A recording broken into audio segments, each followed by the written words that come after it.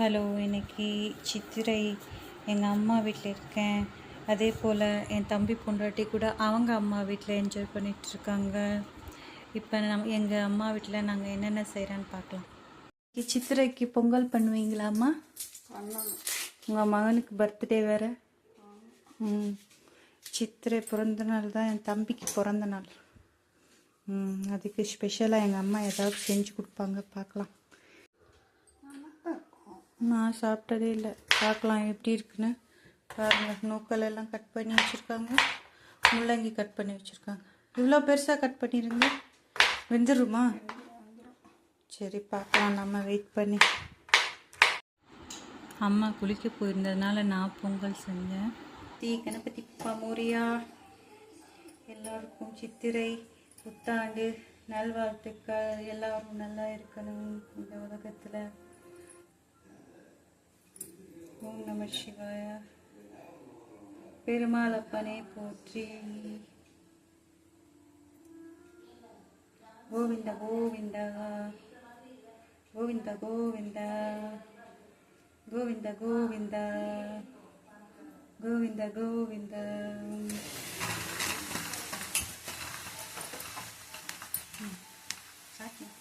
இவன் தான் என் தம்பி.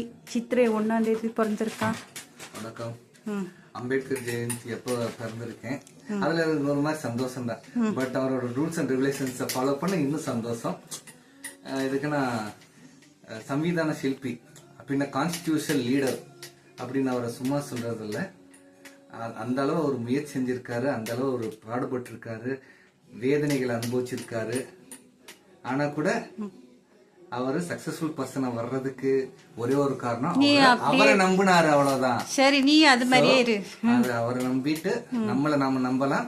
நம்ம நம்பிக்கையோட நம்மளை நம்பி நம்ம முன்னேறலாம். சரி, இப்ப நம்ம பொங்கலை பார்க்கலாம். எங்க அம்மா பூஜையை ரெடி பண்ணிட்டாங்க, பாருங்க. பூஜை நடந்துட்டு இருக்கு நம்ம வீட்டில். எங்கள் வீட்டில் பூஜையெல்லாம் முடிச்சுட்டு பக்கத்தில் இருக்கிற கங்கம்மா கோயிலுக்கு போயிட்டு வந்தோம். அங்கே கங்கம்மா 3 தேவி அங்கே இருந்தாங்க. அப்புறம் பக்கத்தில் முருகன், விஷ்ணு, அப்புறம் ஹனுமான், சாய்பாபா எல்லா கோயிலுமே இருந்துச்சு. அதையும் லாஸ்ட்டில் போட்டிருக்கேன், பாருங்கள். எங்கள் வீட்டில் பூஜை முடிஞ்சிட்டு அப்புறம் மத்தியானம் நாங்கள் பாயாசம் செஞ்சாங்க எங்கள் அம்மா. அப்புறம் கோவக்காய் வதக்குனாங்க, அதை ஷார்ட்ஸில் போட்டிருக்கேன், பாருங்கள். பூஜை முடிஞ்சதுக்கப்புறம் நாங்கள் எல்லாம் வெளியே போயிட்டு வந்தோம், ஐஸ்கிரீம் சாப்பிட்டோம், ரொம்ப நல்லா இருந்துச்சு. அம்மா வீடுனா அம்மா வீடு தான். அம்மா வீட்டுக்கு போய் சந்தோஷமாக இருந்தவங்க கமெண்ட் பண்ணுங்கள், அதை மிஸ்